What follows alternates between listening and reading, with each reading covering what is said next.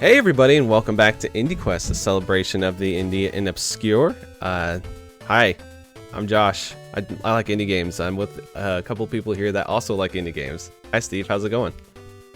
Man, it's going so good. It's a wonderful day. It's a wonderful Indie Quest. And you know why it's going so good today, Frantic? Do you know why? Wow. Because we have a third chair. We've got another friend here. We've got our buddy Captain Drachma as well. How are you doing today? I am doing fantastic. We finally get the three Musketeers all together. Talk about some indie games.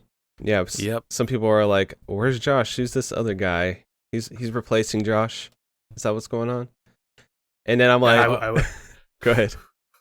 We tried. We did everything we could. We got the legal team involved. We were like, all right, we're pinching this guy out. He's no longer welcome on his own show. I know. But you were too stubborn, man. You were like, no, I'm fighting for it. I'm clawing tooth and nail. And so we've settled on a compromise, people. I think instead, rather than deny you Frantic, we'll just offer you up both. We'll have the three Musketeers as previously stated, and this will be ideally the new normal. I think there will probably be situations where one of us can't make it, and so you'll get a Frantic Drachma episode or just a classic Steve Frantic episode, whatever it might be. But it makes our schedule a little easier to line up because we'll always have at least a pair of people around. And most of the time, we should all three of us be able to make it. And I think in general, it will just result in you getting more indie quests and more good indie game recommendations as a listener. Yeah, and I did say that like as a joke. And Seth actually was the one who kind of got the fire under me a little bit to come back and podcast. This is the first podcast I've done in like a few months now, so it's nice to be here. And I would say not if it wasn't for him, I don't know how long it would have been until I came back. So thanks for that. I'm glad I could bully you into it, friend. Here we are. Yeah. But yeah. So I got into a weird hobby. Oh, it's not a weird hobby, but I got into a new hobby recently. So that's something we could talk about. Yeah. Yeah. I mean, I think the people want to know what Frantic has been up to. You disappear for 6 months or something by the measure of the feed. They want to know how you been filling that time if you haven't been podcasting. I have a new person in my life, which is nice. That's always fun and a positive thing. I'm feeling rejuvenated from that. I got another new job. Yeah. Oh man, I moved again. Yeah. So I'm not gonna go into all that, but what I want to talk about is I got into collecting board games. Yeah. Now, you've been posting some crazy pictures of these. I'm very excited to hear how this started and how deep the rabbit hole has gone. Okay, so actually it started with jigsaw puzzles for some reason. So, of course, I'm sitting there with my new partner, and this is a thing we do. It's a couple night. We'll sit there and do TikTok together next to each other. Yeah. So we'll just be watching TikTok, our own separate TikTok feed, and it's like show each other videos, you know. But I thought you were saying that you guys were both recording TikToks next to each other. No. Like That would be very. That would make sense. No, we would literally just sit there and watch TikToks together on our own separate phones. Gotcha. Yeah. So there was one thing that came across my phone, which is the Magic Puzzle Company jigsaw puzzle, and all it said on there was, you do the puzzle and there's a secret reveal at the end. There's a magic trick that happens at the end. And I was intrigued. So I looked it up and I ordered one of them. And then I was like, we're doing this. So we did the jigsaw puzzle. And what basically it is you put it together and there's like a hole in the middle. And there's like a separate envelope that you have to put in this hole. Basically, you have to rearrange the puzzle to make the hole, and it reveals a brand new image that you don't know until the end of the game, or quote unquote game, because it has like a whole storyline and everything related to it. And then I started looking up more other jigsaw puzzles, and then board games started coming up, and then we just started going a little crazy, buying a bunch of board games. So that's how it started. That's awesome. And he's not kidding when he says he started going crazy. This dude's collecting board games like I collect video games, maybe more intensely. Every single week, he's like, hey, here's another stack of 12, 13 more board games that we picked up. Like, literally, I think this dude he sees a board game and he buys it, sight unseen. Doesn't even care how it plays. And the thing is like the board games are cheaper than video games, unless you know, if you're buying for, like, you can get 4 or 5 board games for $50, you know what I mean? So it's like, That's why. And I like collecting physical games, like physical. I'm not like the biggest physical game collector anymore because it takes up so much room, and then I get a new hobby that takes up even more room. So I'm just like, I make no sense. Yeah. So as spring is rapidly approaching, are you guys gonna do like some garage sale, flea market stuff? Because I feel like you always find some old cool board games at those. Oh yeah, definitely. We went to a couple of thrift stores. The thing about that is I was worried that all the pieces aren't going to be there. But if we can find something that's like $2 and then everything happens to be there, then hey, if it doesn't, oh well, because it's $2. Yeah, we'll do some of that. It's kind of cool though because it does have an indie feel to it because a lot of these board games are made by 2 or 3 people. So it's like, oh, this game was made by, I don't know, like Matthew Lomdenberger in some random country, and it's like, okay, let's see what Matthew's idea was. Oh, you're gonna flick penguins around a board. Okay, that sounds fun. Let's do it. Yeah, I've got some friends that are like big into board games. They host board game nights every week and stuff like that, and it seems like a 1-to-1 parallel in a lot of ways to video games because there's just like an endlessly deep well of indie stuff. I'm always hearing about Kickstarters and Indiegogos and stuff to fund new board game projects, and yeah, I'll be intrigued to hear how this one goes for you because I feel like it's a cool spin-off of what you've already been enjoying in your life, even if it's literally the least space efficient hobby you could ever possibly yeah, pretty much pick up on. Yeah. I think in the future, just as random chats, I don't think they'll go on the quest log or anything, but I'll bring a board game like highlight if people are interested, because there are some that I've been playing recently that it's like, it's just a fun bonding activity too, because it's like, here's this new weird board game that we've never heard of. Let's learn the rules. And then once you learn the rules, you can just like whip it out and play, 20-minute game here and there or an hour game, depending on what game it is, How are there any, for some of these new ones, are there some like digital variants so you can play with your friends, like within the box? I haven't seen that yet, but like Catan and things do have like Switch versions, I know for sure. So, I haven't actually went into any of that. Like, I know, like, Ticket to Ride is another one that I'm sure people have heard that has a digital version, but I haven't gotten, like, that'd be cool if they did that, like, in a pack-in, like, digital version, but I haven't seen that so far. Yeah, that'd be a lot of fun. You might have to get to the point where you're hosting board game nights in the Polykill Discord for everybody. I mean, that would be fun. I know Miles, who's in there, is a huge board game fan as well, because he used to have a podcast and talk about them on there, so I don't know. Maybe it's a dream to do some board gaming with you guys sometime. That'd be fun.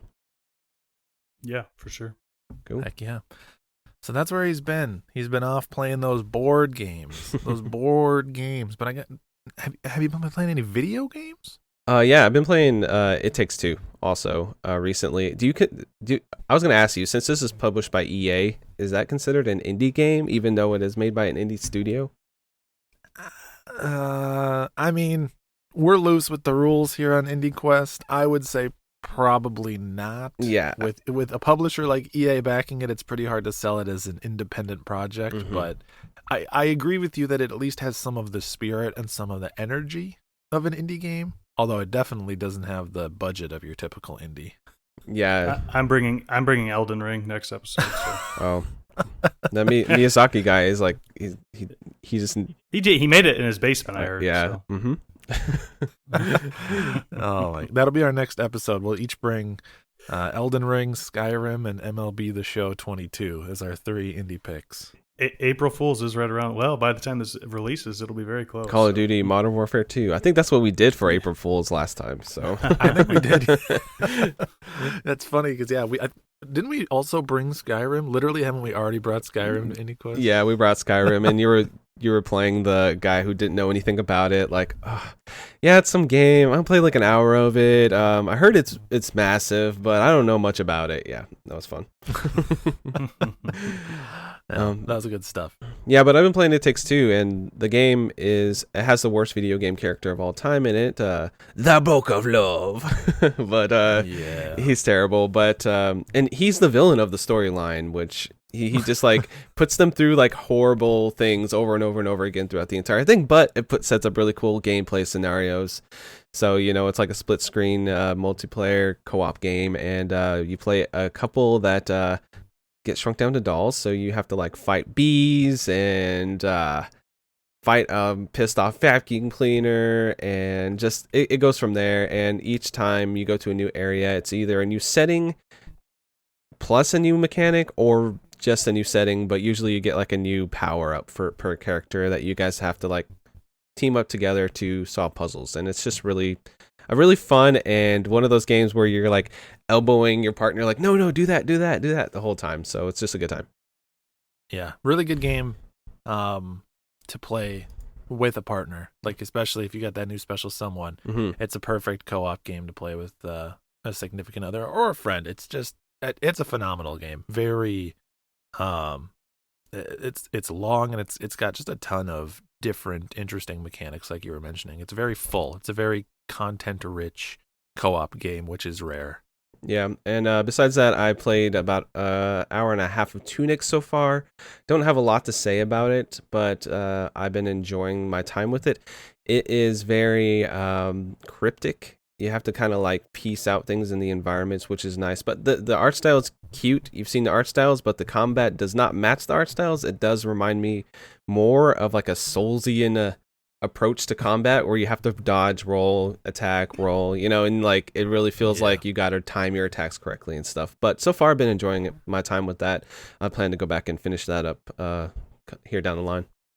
That's one that I'm really excited to get to. Haven't been able to pull myself away from Elden Ring, which is really the only non-indie thing I've been playing lately. A little bit of, that new Kirby came out, a little bit of that new Kirby in there, putting a smile on my face. That's real good. But otherwise, yeah, it's just more of that Elden Ring that Seth and I were talking about last episode. I think that I'm not even a Souls fan, but I think I'm going to grab Elden Ring soon. I need to ride that hype bandwagon a bit, I think. I think that's going to be my next AAA purchase, most likely. So honestly, based on some of the people who are in the Discord even, and just people in life that are playing it, it's kind of a sensation. I don't think you have to be a fan of Dark Souls to play Elden Ring, for sure. Yeah, like there's enough you can do to just, like Jay, for example, but like you can just grind and grind and grind, and eventually you will be able to take some stuff down by just grinding it out. So yeah, and it's I do like Bloodborne quite a bit. I just kind of like put a ton of hours into it and fell off, and then kind of lost the flow of the combat and stuff. So it was kind of like hard for me to get back into it. So I never got back into it. So it's not like I'm a total noob to the franchise at all. So I think I'll get into it. So yeah. It's definitely a tough game to drop off of for a little while. Yeah, it is.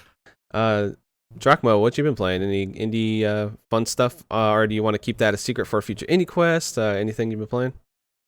I played a game that I'll be bringing today. Awesome. And outside of that, I have been playing Elden Ring, like Steve was talking about. Basically, every free moment I get, I've put 80 hours into it so far, and it's like I still have half the map black, and it's just like, oh my gosh, it's a little. I mean, I love it, but it's so expansive. It's hard to get your head around, honestly, how they managed to put that thing together. But it makes sense why it took them so long to come out with it. So yeah.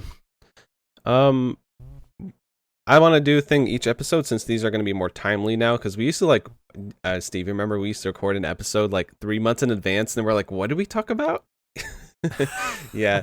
So now we're kind of like trying to do it more timely. So there's some indie games that I've actually seen that have come out recently, and one that we've talked about before is 2D and Top D. Remember, that's like the first episode I brought that up, the developer. It came out on Switch finally, like this week. So I thought it was coming out soon. I didn't know it was already out. Oh my gosh. See, this is even more. 2022 is just an unbelievably stacked year. Like, it's absurd. And there's one more indie game I want to shout out that I do want to try out. It's called Across the Multiverse, and it's a 2D side-scrolling puzzle platformer game with like a high pixel style. This is a bunch of indie like catchphrases, I guess, all in a line. But you basically have two planes of action where you basically go between two universes back and forth to do puzzle platforming things. And there's supposed to be like a storyline that makes people cry. So, that's all indie stuff put into like a thing. And that sounds like something I need to try and check out. Yeah, that's the frantic blender for sure. If we're just shouting out indie games that are coming out soon or just came out that we're hyped about, another one that is an Annapurna published game that we on this podcast are pretty big Annapurna published catalog fans. Yeah. Is A Memoir Blue, which is like an interactive. I think it's kind of like the equivalent of a walking sim in 2D, mostly interactive fiction, not a lot of like heavy interaction. Largely, it's just you being told a story. Here, it's pretty short. It's like an hour and a half or so to get through. It tells the story of this woman's life, and just a beautiful looking game. Very, very striking, I think, visually. So that's what I'm excited to get around to here in the near future as well. Awesome. One that I have been looking at, and I think we talked about a little bit in the Discord, is Have a Nice Death. Came out like 2 weeks ago, but that looks fantastic. Yeah, it has a cool. So, I mean, it's very, very. It looks Metroidvania, but with like some like shooter elements and stuff. So, looks cool. Yeah, I was looking at the gameplay for that. Definitely looks like it. I couldn't tell. Is it a roguelike or is it just a gated exploration type thing? I think it is. I think it is a roguelike, but there is definitely different paths you can take on your reruns. I haven't looked into it enough, but I've watched like preview videos of it, and it looks sweet. A guy I watch pretty religiously on YouTube has been playing it a little bit. So awesome. So there are some indie just things to keep on your radar. Speaking of things that are indie to keep on your radar, there's a thing we do with Indie Quest. Hey, did you see that segue? See, I'm getting my podcast legs back up. We got that segue Shaking going. the rust off. Yeah. We got the main quest and the side quest, our quest log, and now I'm losing the segue here. So we are each going to bring a game today. We're going to go ahead and start off with Drachma. What game did you bring for your indie pick today? Well, you were just talking about some tears, Josh, so I brought a game that wells up your eyes a little bit. It is called Bear's Restaurant. Have you guys heard of this? No.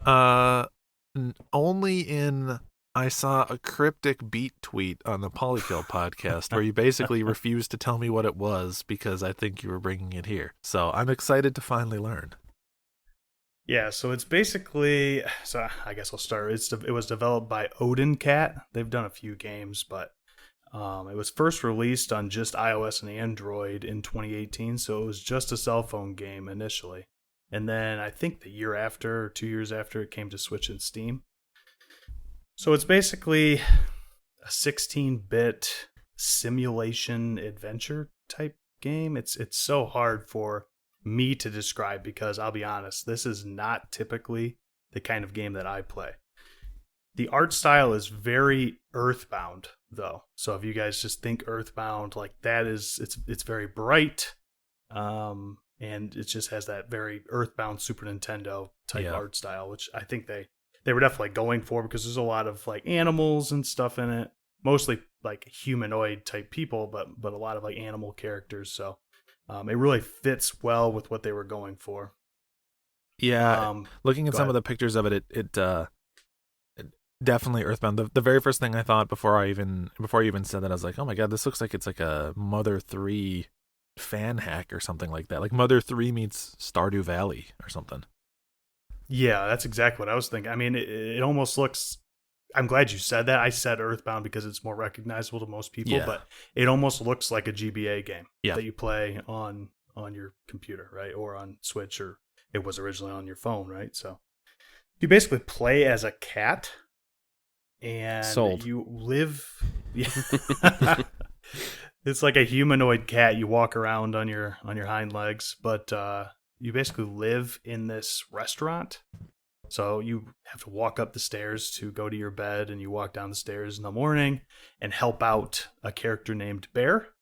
If you guys look at screenshots, but Bear is just like a chef, and he is making meals for people as they are crossing over to the afterlife.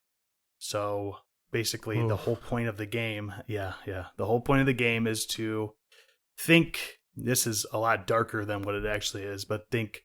A lot of people who are on death row, right? They get their last meal and they get whatever they want. That is very how this is, except for these people already passed away, and it's like they're in that limbo stage before they either go to heaven or hell. That's a little bit of controversial take in this game. There is very not really religious connotations, but they definitely say heaven and hell, and they kind of depict that in such a way, right? So you understand the people who are going to go one place or the other, depending on how their actions were and things like that. So interesting. It's like I haven't played this, so I don't know if the parallels really hold up. But so we've already got a Mother 3 cross Stardew, and now you're sprinkling in like a nice top layer of Spiritfarer, from what I've heard of Spiritfarer. Yeah. I mean, it's pretty deep, honestly. So I walked into this thinking I just need a break from Elden Ring. Been playing a lot of Elden Ring, right? So I wanted to play something else last Saturday morning. I was alone in the house. My wife was at work, so I'm like, I'm going to look at the Steam store, see what's on sale. Well, there was a JRPG sale recently, and they threw this in there, even though it's really not one. Like, oh, this looks like a quick little game. Walk around, do some stuff, and then go back to playing Elden Ring, and it kind of rocked me a little bit. I was not anticipating what I was going to be getting out of this game. So that will segue us into how the game actually plays. So basically, you play as Cat for most of it, and you will come downstairs, and Bear, you'll have a short conversation with Bear, and he'll be like, all right, go talk to the customer and see what they want for their last meal. So you walk over to them, and they'll have a couple lines of dialogue that kind of introduce them as a character. Like, how was this character in their life, right? So one of my favorite ones, like most of them, it's just spoken. Like the text comes on the screen and you read it. One of my favorite ones is there was a very old man, and his text scrolled like at a third of the pace of everybody else because he was talking very slowly, because he was an older guy. So it just, the way they convey, like, this is how this person is speaking without actually having voiced lines was, I thought, excellent. Like, they did a great job of making you, the player, understand what these people went through in life and how they were, right? Yeah. So, in a lot of ways, the character, it's hard to understand what their favorite food was. Sometimes they'll just come right out and say it. Sometimes you have to do this thing called a dive, where you basically jump into their head and look at a memory that shows this is what this person enjoyed in life or whatever, or this is what they liked, because by just talking to them, they wouldn't come right out and say it. So you go in there and you do like a little side quest thing where basically all you're really doing is walking around and clicking A on NPCs, right? I mean, there's not a whole lot of game to this game. It's very very linear. You walk around and you talk to people, and you progress the dialogue to a point where they go on and do their next thing, and then you wait for the next person to come and you give them their meal, right? So you basically figure out what they want to eat, and you tell Bear makes it, and that is how the game typically takes or actually plays out. After you actually do this, you receive memory shards from them. And at first I was like, oh, this is going to be like a memory from their life or whatever. You can actually go and access this when you go to bed. So you go to your desk, and there's different memory shards, and you can click on each character, each NPC that you talked to and gave their last meal. Their picture is on these shards. You click on it, and it is the last moments of their life before they die. Oh, dang. Yeah. Harsh. Yeah, it is. I mean, it's in that, like you said, Steve, very Mother 3 style. So it's very video game-y and like Super Nintendo looking, but at the same time, it really hits hard because there's some pretty rough ones. A very early one, I don't want to spoil too much for the later game, but one that you'll see in the first 10 minutes is a woman, and I think she's the first character, right? There's screenshots of her because they don't want to spoil it either, so you can see it online, but she basically says, like, oh, I really like spaghetti and meat sauce, I think is what she wants. So you get that for her, and you get her memory shard. She goes off. You find out as she turns to stand up, this is very pixelated graphics, but she turns and you see that there is a bump on her belly, right? Oh, wow. Yeah. So you find out that she was pregnant, and then actually watch her shard and see that she basically gets hit, like she was crossing the street and somebody didn't stop. And they don't show the actual part where she gets hit, but you understand what happened, right? Mm-hmm. Yeah, that's like I said, very very early, and she talks about wanting to see her baby again and things like that. And I'm saying this isn't very spoilery. This is like within the first 15 minutes, but the next morning you wake up and it's dark, and you just wake up like you typically do, and you go when you go downstairs, but you hear a baby crying. Aww. Yeah. Dang. It's pretty rough. So I will say, and preface it all, like before anybody plays this game, it's the intention is that you're going to learn about loss through this game. Like that's kind of what the game is intended to do. Teach you about loss, or potentially a way to deal with loss. I think that's kind of the point, right? There's a lot of loss. And then the overarching story is Bear basically is looking for his daughter. Because something happened to his daughter. I'm not going to explain because it's really the high point of the game and what you're looking for. But that's why he has the restaurant, is he's hoping to find her someday. So he built this to bring people to the afterlife in hopes that his daughter would eventually come through and want her last meal. So. Oh, you're selling me on this. Yeah, like this sounds way up my alley. I like a game where you just button through dialogue options if the story is really well done and it sounds really fantastic. Of course, there's maybe a little content warning like, hey, if you can't deal with this subject matter, maybe don't play this. That sounds like, but for me, it sounds like something I will be in tears from the first button press there, just from that description. Yeah, so the first shard, you click on the very first shard, and it gives you like a sensitivity warning. It's like, hey, don't watch this if you're not entirely sure. You don't have to ever watch the shards. That's a nice thing. Like, if you just want to teach a child about loss or something, or I would say not like under 10 child. Like, I still think they need to be a little bit older. Mm-hmm. But you could say you're not allowed to watch the shards because there's some honestly graphic stuff in the shards. But it gives you a warning like, hey, don't watch this if you're sensitive to law or to seeing someone die, basically. So it sounds like it's not like a very system dense game, right? Like you're not doing a lot of puzzle solving, or like it's not mechanically very hard. It's mostly just like kind of investigation. It reminds me a lot of To the Moon, actually, where it's mostly you just walking around, and also that game has a very similar like sort of hopping into and viewing memories of people mechanic too. But by and large, it's mostly just a game where you're sort of interacting with people and like progressing the story with some very light, almost like adventure gamey type of puzzle solving. So is that the same vibe here, or is there actually some more like mechanics dense sections? There is, honestly, I'm trying to think if there was any. I was trying to keep notes as I was playing.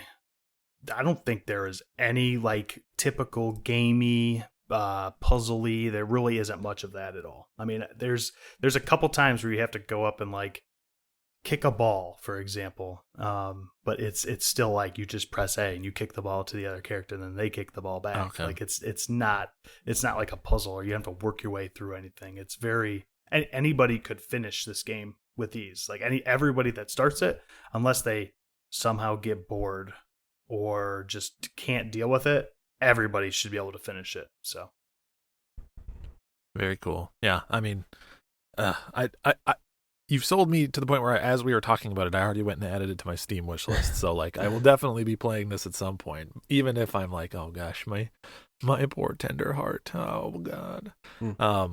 But the thing that always gets me in games like this, like that, I'm already a softie, but when that soundtrack hits, if they're playing just that right note at that right time, it's over for me. So how's the soundtrack in this one? Yeah, so the soundtrack is by, I'm honestly not sure. I think I couldn't find, like, there's no wiki on this. No, I had to go to the developer's website, and it didn't really say a whole lot about the soundtrack. But yeah, Steve, it was very good. It's very, which it kind of is funny because a lot of people consider them memory boxes in certain cases, but it's very music box. Oh, wow. In a lot of ways. So it's not all that way, but I would say half of the soundtrack sounds like it came from a music box, which is pretty cool. That's that typical. I feel like we hear that. I don't really know how to call it, tingy music box in a lot of like, let's look back at the past, and that's what this game is a lot, right? There's also a lot of piano, but this is definitely a game you do not want to have a podcast on or be watching something else. Like, have your headphones on because the music really is going to impact your mood based on what's happening in the game. So I love it. Very cool. Yeah. How long is it? You say you beat it in like Saturday morning? Yep, it's between 2 and 3 hours. I took one break, and honestly, I took that one break because I was like, okay, I need to step away from this for a minute. I mean, honestly, it hits you. It's a very emotional game. So, I mean, if you want to play that type of game, I'd say you have to be in the right mood. Yeah. But yeah, it'll hit you. I don't care unless you are a heartless person. maybe not then or something. But I mean, it's something. If you've ever dealt with loss, it'll get you. So it's about 2 hours. So I love it. Wow. Very cool. Well, do you have any other closing thoughts, or is it time to tuck this bad boy onto the quest log? I think it's time to tuck this bad boy onto the quest log. So kind of like what I was saying before about the length and about basically how easy the gameplay is. For me, based on those things, this is definitely a main quest game. Just because it is so accessible. And honestly, I think most people have dealt with loss, right? At least the loss of a pet. Yeah. So this is just something that is very it kind of shows you how it doesn't really necessarily teach you how to deal with it, but makes you see a lot of different lights of how loss occurs.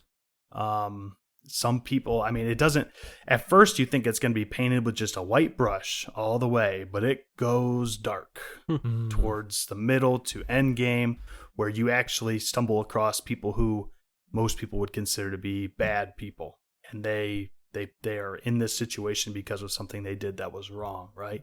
So it's not just all sunshine and rainbows, we're all going to heaven. That is not how this game works.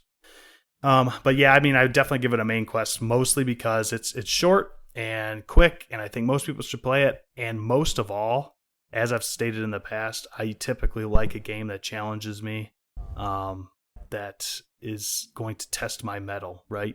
This game did not do that at all. Yeah. But I think if a game like this can move me, it should be able to move anybody. There was a certain point where I was super choked up, and I don't ever get like that, especially not at a video game. So it is truly something I think that everybody should experience once, and it doesn't take long. Like I said, just set us up for 2 hours on a Saturday morning, run through it quick, but make sure you're in the right headspace, and it's solid. So awesome. Hey man, great pick. I gotta say, I was gonna say I'm excited to check it out, but I'm interested now. Excitement is maybe not the right emotion to go into that type of storyline, but yeah, really cool. I even not having played it, I can happily co-sponsor a main quest because it sounds like it does exactly what it sets out to do without anything like mechanically overcomplicating it, and just sort of like has a thesis statement and wants to deliver a particular tone, a particular story, and it sounds like it does that well. So very, very good. Awesome. Yeah, I'm pretty excited to try out that. Oh, I guess excited is not the right word, like you were saying. But there are games that are like, I can think of a few, like Before Your Eyes, and you know, just games that are like not too long, that are, you know, going in, this is going to hit you in a certain way. So when I'm in the mood for something like that, this is definitely going to be on the top of the list. Yeah, I can't wait for you guys to check it out. And it's nice that it's a very mobile game. You can jump, grab it on the Switch or new Steam Deck or on your phone. So it's nice. Awesome. Very cool. Well, I don't envy our buddy Josh here, because he has to take a pretty significant whiplash in terms of tone. But you know, buddy, what game you got for us? Oh man, I got it here. I'm gonna try the segue. See, it's best when you're on a podcast to call out every time you do a segue. I found so people know they're coming. As Drachma was saying, he likes fast games that require a lot of skill and with a lot of action. I brought Ape Out. Have you guys heard of this game? Played it? Anything like that? I have heard of it. I've never played it. All I know about it is it stars an ape, and the soundtrack has a lot of cymbal crashes. That's the extent of my knowledge. Pretty much. Yeah, I have heard of it as well, but I've never played it. But the fact that you mentioned me and then mentioned this game in the same breath means I have to. I'm contractually obligated to check it out now. So. Okay, so the basic premise is you're a captured ape, and you have to get out of different facilities. It has a lot of. Let me tell you, it's developed by Bennett Foddy. Gabe Cazillo and Matt Bach is the soundtrack engineer / one of the developers as well. And the soundtrack plays a key component in the game. This was released in 2019 on Switch, on PC. And the gameplay generally is you're this big pissed off ape that's easy to be killed. Does one shot kill for you from any of the guards in this perspective. It's top down perspective. You go through randomly generated like dungeon type areas. They're not really dungeons. So say you're like in a zoo, for example, which is an obvious one. You're trying to break out of a zoo.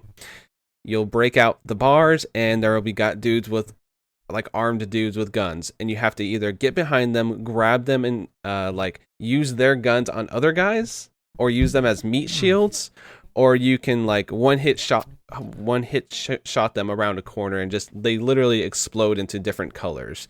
And it's very gory, but the way that everything is painted in the gameplay and the art style makes it look like you're just playing around with splatter paints instead of like somebody exploding into gibs and stuff. They do explode into gibs, but it's colorful orange or purple or green gibs. And the actual like landscape and everything does look like kind of like a dark painting. So as you go through, you're kind of painting the entire canvas of these dungeons, quote unquote, with the colors of guards as you kill them. So yeah, it's pretty fun. And you do feel powerful in this game, I'll tell you that much. But you also feel pretty weak too. So it's a good example. There's like a guard going back and forth. You see his path. You're walking up to him. And if he sees you first, he'll probably one hit kill you right away. So what you want to try to do is get around that corner and grab him, or just get enough speed where you can just obliterate him before he has a chance to fire his gun. So it's kind of a little bit of a puzzle, and the thing that makes it interesting is if you get killed, the entire dungeon regenerates. So it's always something different each time you play a stage or a level. And so as you're going through each level, it's like, okay, there's a scenario. So say you're on I don't want to spoil too much of the scenarios, but there's one where you're on a ship. You're trying to get off of a ship. So say you're on a ship, and you're trying to dodge guards and stuff, and you find your path out, and you think you're good, and you die, and then you have to basically start that section over again, and everything's a little different, and you have to figure out again. So it has that random element of like a roguelike, and then it has that just fast, like super quick death and survival rate. And I think it's just a super fun game. And the music does play a key component, which I did mention earlier.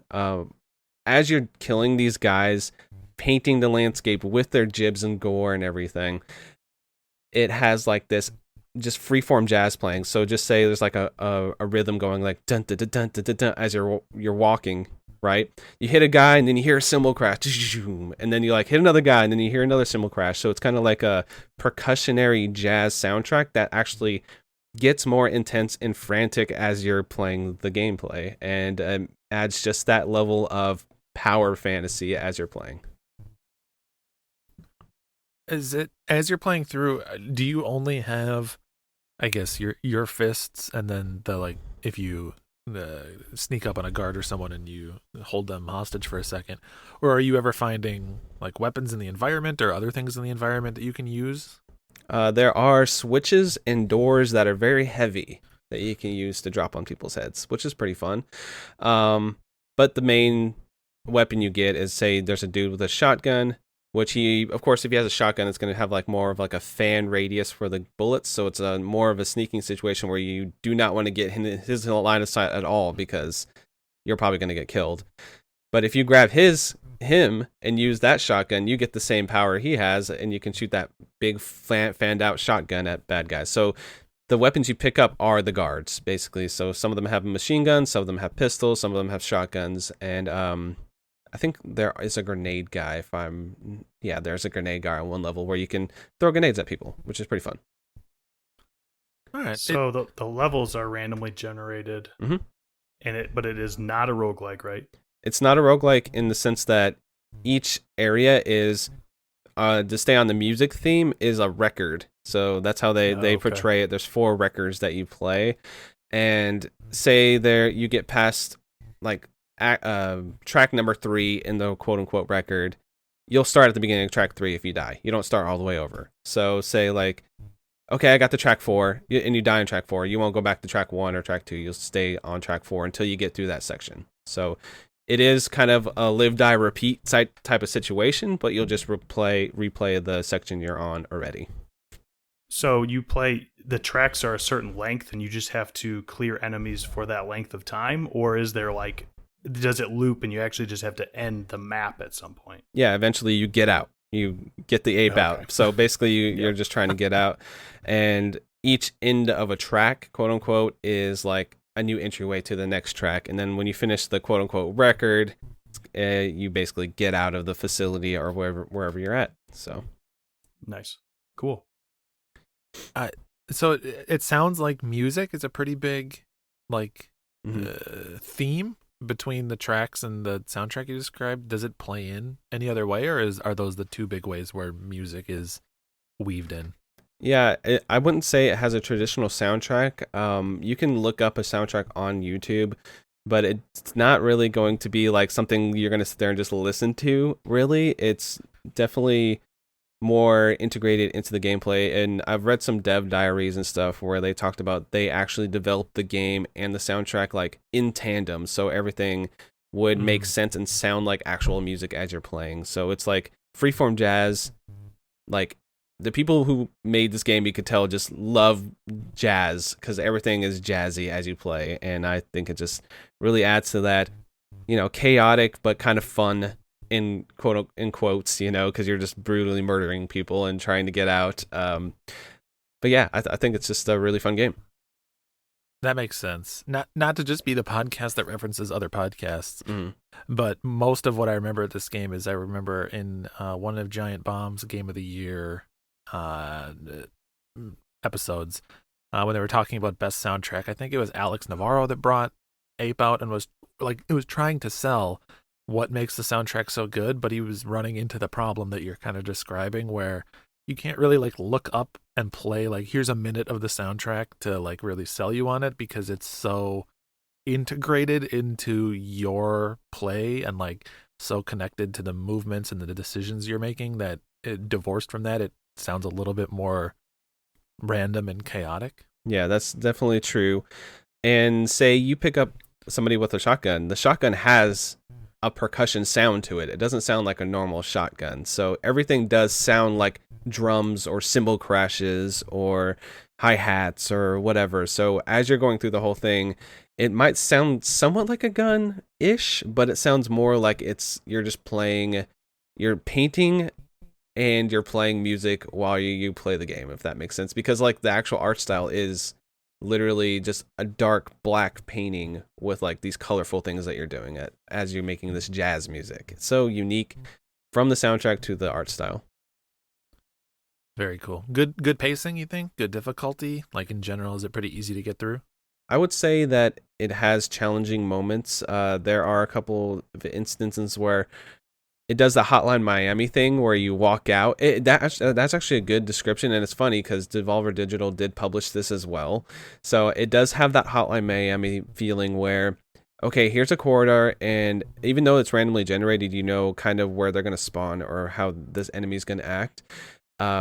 it's just a little difficult to get around that, and you're going to get one shot killed if you don't purposely plan your attack for this entire grid pattern, and if you don't have a plan of attack, you'll just get destroyed over and over and over again sometimes, especially in the later stages, because it's like, okay, there's 3 guys with guns here, how am I going to get through this situation? And I died. All right, well, let's try it again. And then you just start right back at the beginning of that level, and then you keep trying over and over again. And occasionally you will get caught in a loop of, okay, I'm dead. All right, let's try that again. And then doing it over and over again. So yeah, it's kind of like that. Like I said, like Hotline Miami, if you've played that. Good example. Nice. Mm-hmm. Yeah. Sounds like it would be right up my alley. Sounds very... I haven't looked enough at the gameplay, but the way you're describing how enemies spawn, it sounds kind of Gungeon-y in a way. Yeah, I've played Gungeon as well, and it has the same idea where you go into like an area in Gungeon and you kind of know, okay, this is what this room has in it, and it's like, I know what enemies are in this type of area, so I just need to plan my attacks that way. It's not as bullet hell or anything, obviously, but yeah, that's a good comparison point for how the dungeons generate in this. Cool. I like it. Any other thoughts? Any other notes you want to highlight?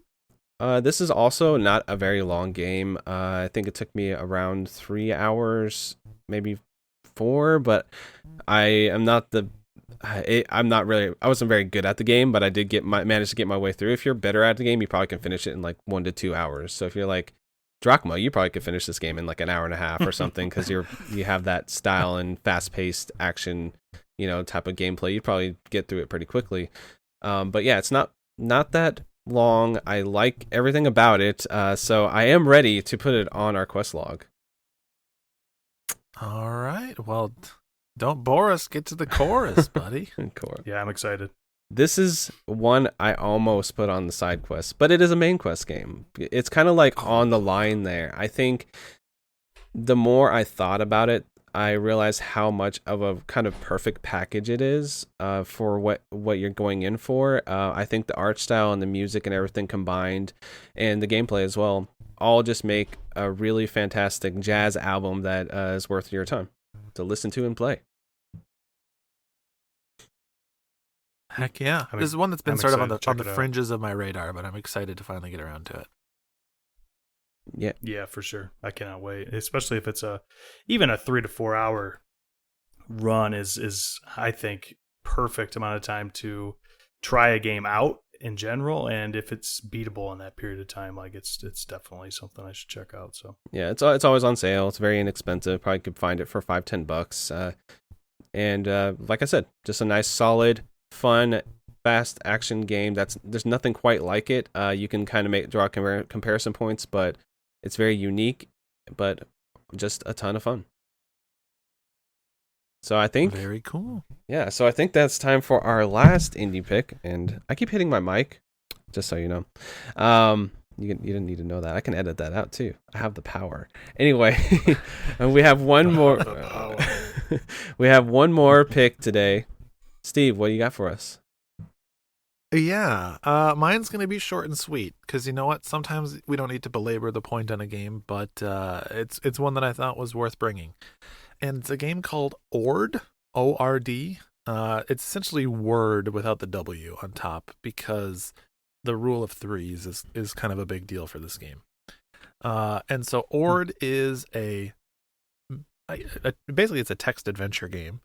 It's kind of dual developed by 2 studios, Mujo Games and Stuffed Wombat. I think Mujo also published. I don't know if they self-published or if they're like a publisher/developer, but those are the 2 developer studios. Came out in 2019, and it's available on everything. And that's because this game is very simple. So I imagine it, I don't know the complexities of game design, but I imagine that it was a relatively straightforward game to port. So you can play it on PlayStation, Xboxes, Switch, PC, Mac. It's on mobile. It's everywhere. And the sort of tagline to describe this game is it is a text adventure told to you 3 words at a time. And so you start up the game. There's 5, I think, different scenarios that you can choose from. but we'll choose one of them that I played through, where your goal is to defeat an evil warlock. You start out and you're given a single word. It'll say like wake, and your options will be like stand up or snooze. And you choose one of those, and it'll give you 3 more words. It'll tell you like, oh, okay, like wake, quest, prepare, and your options will be like set out or bed. And you click one of those, and you're just constantly cycling through these sort of like conversational trees that will tell you a story. And so if you played something like Zork or any of the old text-based adventure games, it's like that, but with this really heavy restriction to only ever give you 3 words at a time to tell the story. And as you go through, there's a little bit of like random generation. So not that your decisions are randomized. What you do is always consistent, but they will sometimes interject different events or events in different orders. So like, I went to set out on my quest to defeat the evil warlock, and one of my first little text blurbs said raccoon, and my options was to wrestle or to bribe the raccoon. And if you wrestle it, maybe you take heavy injuries and that's a game over. But if you bribe it, it says raccoon, bribe, deal. And then you move on to the next one, and they'll be like fog, and your choice will be avoid or enter. And it's just you constantly navigating these different structures like that with a pretty good sense of humor. There's situations where you will I came across like a bard, and you have like 3 or 4 different layers of choosing to approach this bard, and eventually he will ask you to play music, and you can try to like impress him. And so it'll say like music, and your choice is jazz or classical. And if you try to play jazz, it's too difficult and you fail. And then the next tree branch will be demon. And then your options are like pray or battle. And so it's got a pretty good sense of humor, even with this like really heavy text restriction on it. And you'll come on branches, and a lot of times there's multiple ways to approach situations, which is cool too. It's not like a really rigid choose your own adventure. So there's another campaign that's not the Warlock one. It's called Foul Things, and it really reminds me a lot of like a text adventure version of Little Nightmares. And you wake up, you learn that you're a child, and you're like stuck inside this cell. And depending on the choices you make, and a little bit depending on what like the random options that they present to you are, you will be able to escape your cell in multiple different ways. Like in some circumstances, I was able to find a loose brick on the wall and pry that open and find a key hidden back there. And in other circumstances, I was able to use a bucket to hoist myself up to some rusty bars, and I was able to pry the bars loose and climb out of my cell that way. So they do a pretty good job of like tweaking it a little bit. And they do like add a little bit of flair a couple of times to make it just a teeny bit more immersive. So the big thing is that the letters that you choose, or the words that you're choosing, will change to kind of match the situation. So in that one example where you're in the cell, the words are all kind of like dark and bluish, like if your eyes were adjusting in really low light. And then as you move forward and you progress, like I was able to go through a cellar, and eventually I emerged into like a study because I was in some like mansion. And when you get to the study, there's a bunch of lights there. And so suddenly the words get a lot brighter, because the idea is that you are adjusting to the light. In fact, there's actually a choice in the story there where you emerge into the study or into the kitchen, depending on the choices that you make.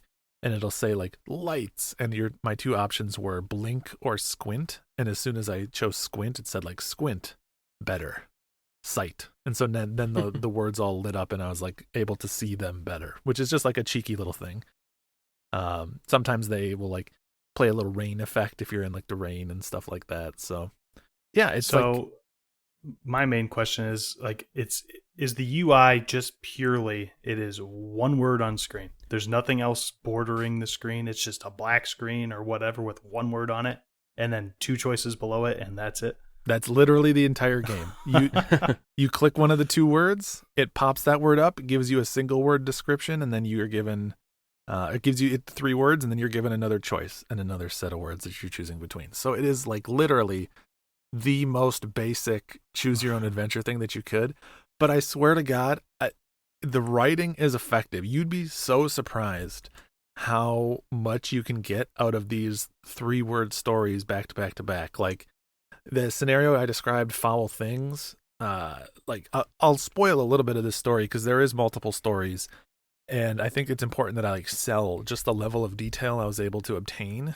Like in this story, told with these individual words, I have like a vivid imagination of, or a vivid image in my mind of me as a young child captured in this sort of like twisted mansion full of all these horrible monsters that are raising and harvesting young children for meat that then helps them maintain eternal youth.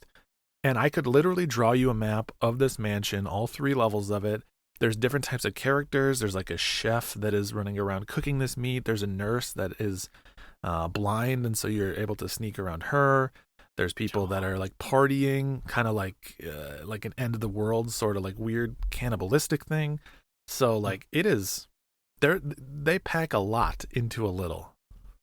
It almost sounds like I haven't played hardly at all, but I do have friends that play, but like a very basic version of a Dungeons and Dragons run through or something. Like the DM set up as basic of a story as possible, and you have to navigate it, and that's pretty sweet. Yeah, that's a good way to describe it. And that Foul Things one sounds scary, but there's different scenarios that have very different tones. So the Warlock one I think is a lot jokier. The Foul Things one is a lot more like frightening. Like I was nervous playing it. There's ones that have more of a sci-fi bend to it, and it really is. I mean, it's structured. Don't get me wrong. Like you will encounter the same choices over and over again, especially as you hit dead ends and need to restart because you can't keep your thumb held onto the previous page and like you would in a choose your own adventure book. You have to actually make your decision and see the consequences. But it does have a little bit of that DM vibe to it. And what's cool, I can't fully vouch for how effective or how active the community is on this, but at least in the Steam version, it has Steam Workshop, and so people can build their own stories too, and you can play like community and fan-made content. That's awesome. You should do a Polykill one, awesome. A Polymedia Network one. That'd be fun. That would be so sweet. Have like 5 entries and then try to guess who made the stories. That'd be awesome. I would love that. One thing I did have a question about for the game is, does any of this have you said it has some sound effects, but is there any music at all in any of these scenarios? Nothing. There's no music, and there's no sound effects that correlate to the story.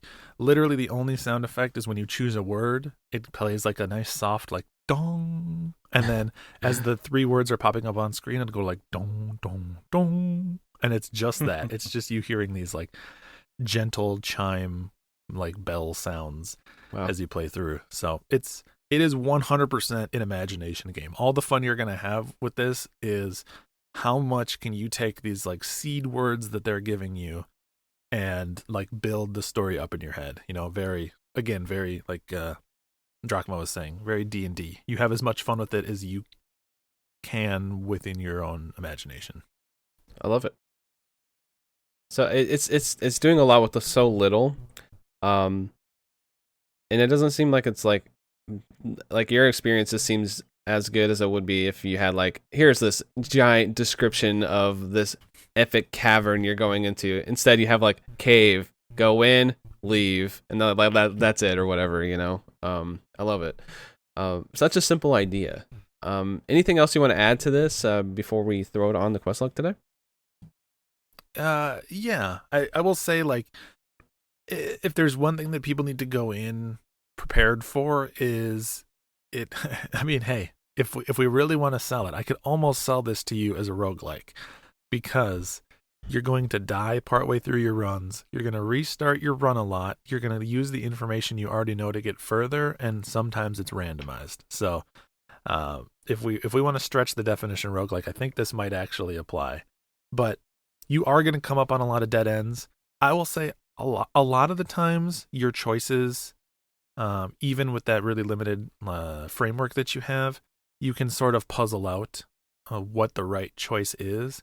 And so there are a lot of times where you will make a wrong choice and die and just have to start the story all the way over again. But there are a couple of situations where like it's basically a 50-50 shot. You have no idea what you're going to do. Like there was one where I was in the kitchen and this like chef was chasing me, and everything in this kitchen was oversized because I was a really small child, and I was like hiding in the back behind a freezer, and I had to jump to either like the shelves or down onto the oven. And the correct choice was to jump onto the oven, because if I jumped on the shelves, I inhaled some like pepper that was on the shelf and sneezed, and the chef saw me. But you really have no way of knowing that, so you have to kind of go in ready for some cheap random deaths, I guess. But again, it's all so quick. It's all just a couple of words at a time, and the paths are often the same, so it takes 45 seconds to just like tree navigate your way through.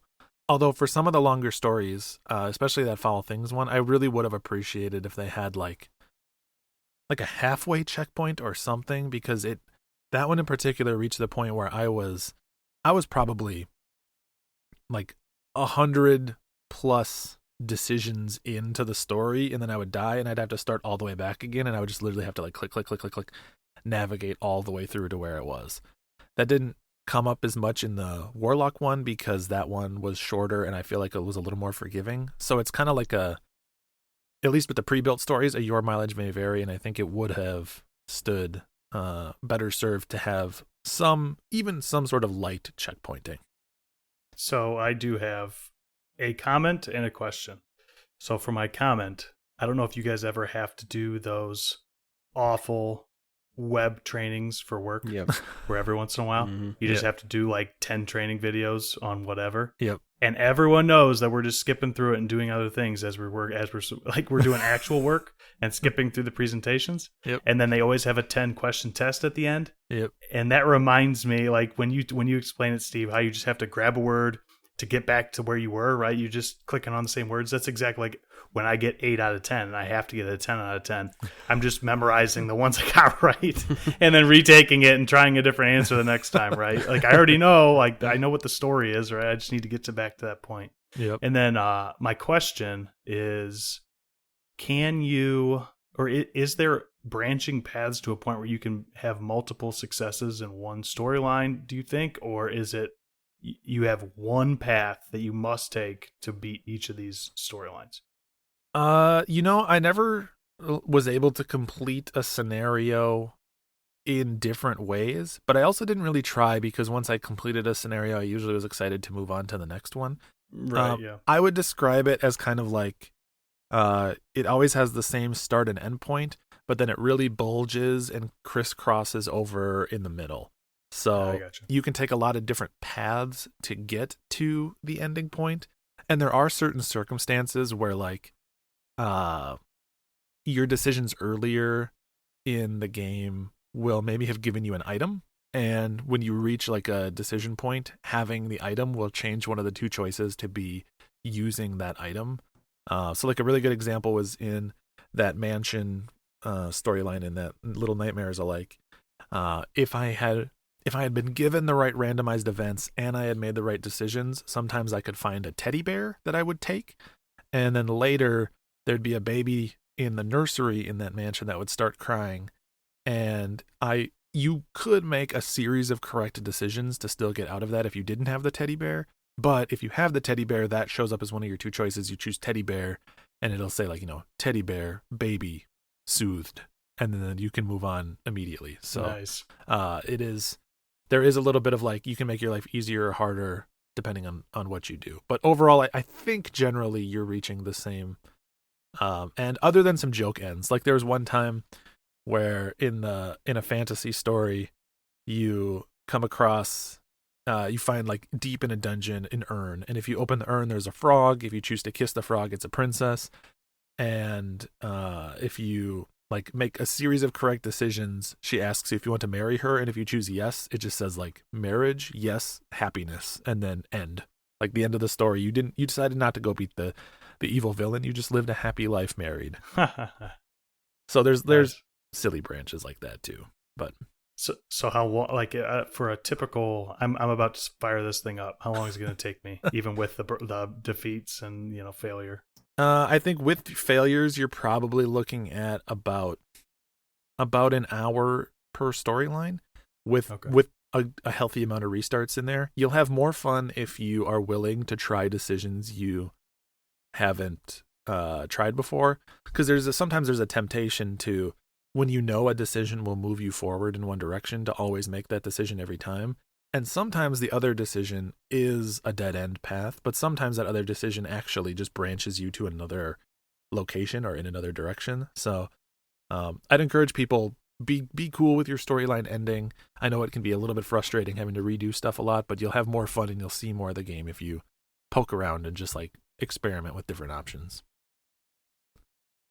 Awesome.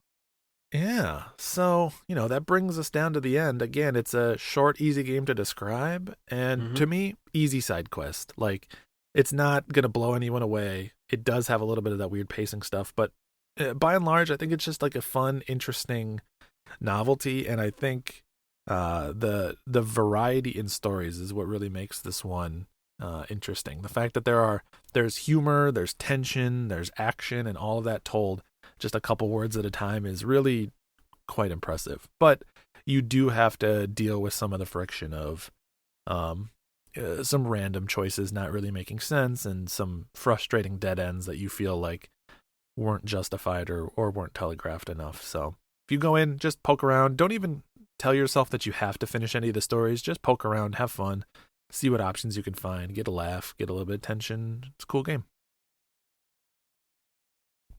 Amazing. Yes, sir. I definitely want to check it out. Even if it is a side quest, it still sounds fun to get into the situations you do.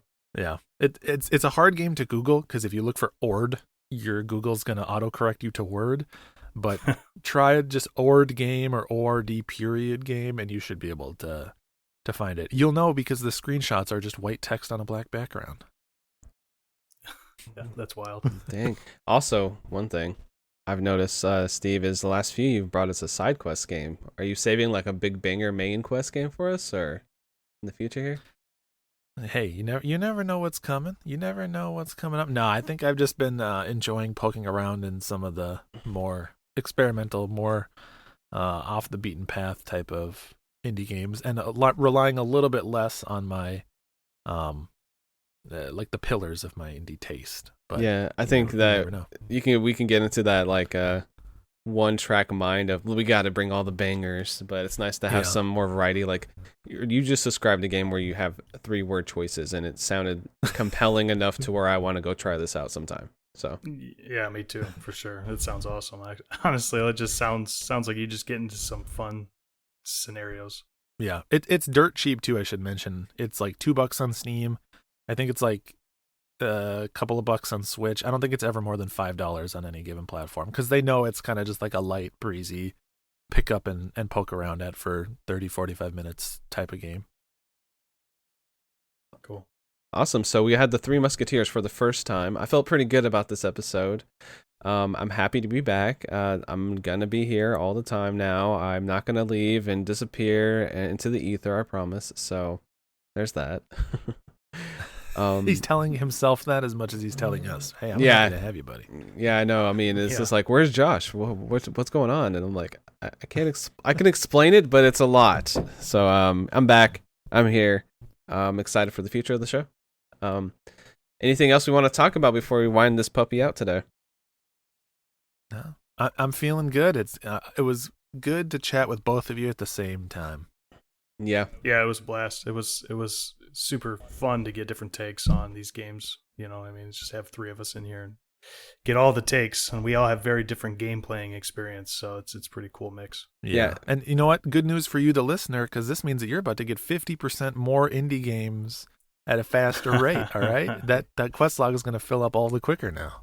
Yep. Yeah, and if you notice, like we each brought something way different than everybody else, and like you'd think that Drock would have brought like a super fast-paced game, but he brought the emotional game. Who knows what we're gonna bring?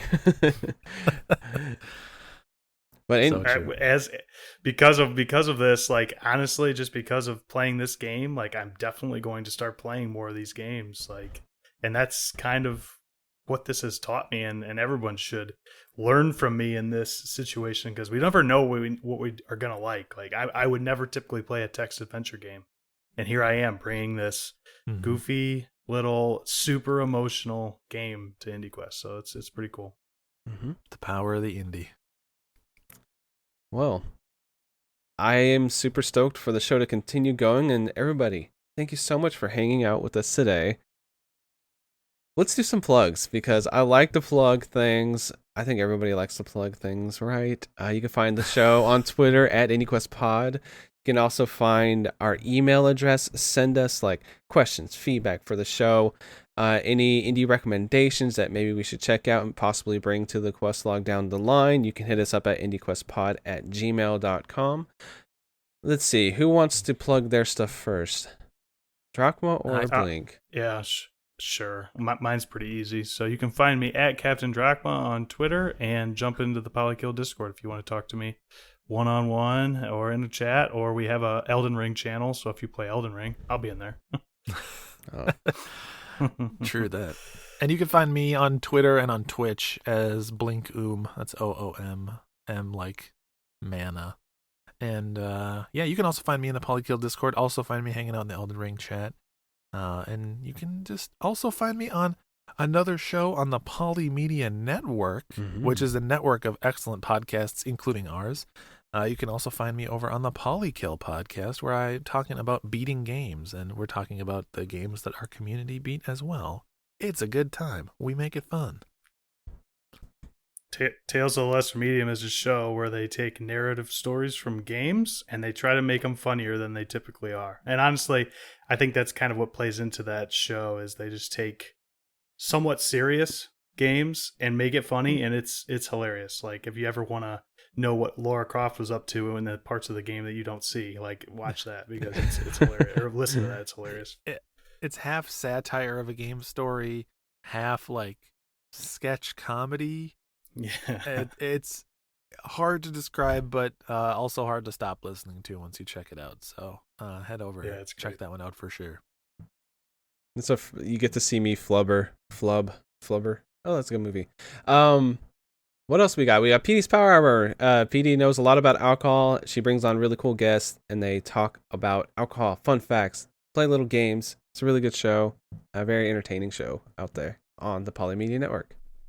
Yeah, and there's Drunk Friend too, which is it's Trav, Ness Friend, and Alex Ness Drunk, and I guess it is an interview show. Essentially, that's how it's kind of shaken out. But it's the two of them talking about games, and then they bring in all sorts of people in, around, adjacent to the game sphere, and sometimes not even related to the game sphere. They basically just interview people that are that excel or are interesting in some way. So they've had all kinds of cool guests. They've had plenty of YouTubers that you might have seen. They have folks like, King K, Summoning Salt. They've had people from around the industry, just a huge variety of folks. So check out Drunk Friend as well. And all of these shows that we just mentioned, including our own, you can check out at polymedianetwork.com. Awesome. I think that's the show for today. We're back on bi-weekly schedule. We'll be live every other Wednesday, so be on the lookout for that, unless something is otherwise stated on our Twitter. But that's the plan going forward. I'm looking forward to future episodes. Heck yeah. It's going to be a dang good time. Thanks for listening, everyone. And remember, be good, take care, keep playing those indie games.